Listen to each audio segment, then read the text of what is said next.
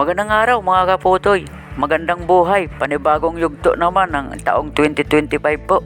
At nandito nga kami sa tabi ng dagat kasama kong aking anak na si Baby Tina. Tinuturo ko nga pala dito kung anong kagandahan ng dagat dito dahil napakalawak po ng dagat na mayroon dito sa Cavite. At siyempre naman para na akong hinihingal dito at nakasalamin pa dahil karga-karga ko nga ang aking cutie pie na anak na si Baby Tina.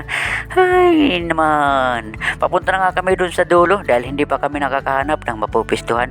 At siyempre, nagandahan ako dito kaya itinuro ko ang dulo ng kabundukan dahil lahawig po ito sa lugar ng Masbate. Sa lugar namin mismo kung saan po ako lumaki at nandito ang aking anak parang pagod na pagod na. Tignan nyo mga kaputoy, napakaganda doon sa dulo. At nandito na mga kasama ko, nag-iisip na kung dito na tayo o doon pa sa dulo. At nandito na rin ang anak ko, naglalaro na ng buhangin. Talagang napakasaya niya at tinitignan ko naman. Nandito naman ang aking kaibigan na Tito Boy. Naghanap na ng malulutuan para maluto na ang bangos at makapag-umpisa na uminom. Nag-iisip pa rin sila kung saan sila uupo o kung dito na nga ba o doon pa sa dulo. At sabi ko naman, bahala kayo dyan. Punta na ako doon sa dulo. Maghahanap na lang ako ng agukokoy. Napakaganda dito. Pagtingin ko, napakaraming bato doon sa dulo. Napakaganda. At titignan ko nga parang gusto ko magdala dito sa bahay para mag-design ba sa harapan ng bahay ko. Ang daming marga dito. Ito ang ginagamit sa mga naglalaot sa lugar namin. Ginagamit ito na pamindol.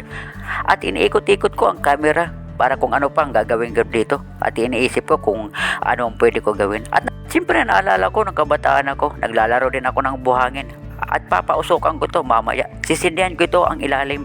Kaya hukayin ko pa ng hukayin ito ng malalim para hindi siya mamatay ang apoy. At tatanggalin ko mamaya itong kawayan na itinusok ko dito.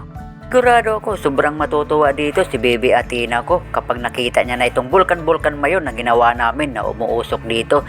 At ang sarap maglaro sa mapinong buhangin. At hindi nga namin inaasahan sa sobrang dami ng naliligo dito. Ganito ang nakita namin. Mula dito sa kinakatayuan ko hanggang doon sa dulo ay napakarami ng naliligo talaga naman.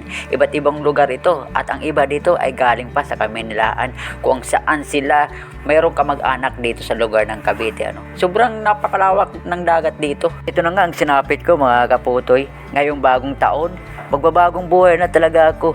Hindi na ako mag-iinom. Maghuhugas na lang ako ng pinggan maghapon hanggang bukas at maglilinis na lang ako ng bahay. Hindi na ako lalabas ng bahay. Tutulong na ako sa gawaing bahay. Lahat-lahat na lang. Hindi na ako iinom talaga. Iwasan ko na magbarkada para sa pamilya ko.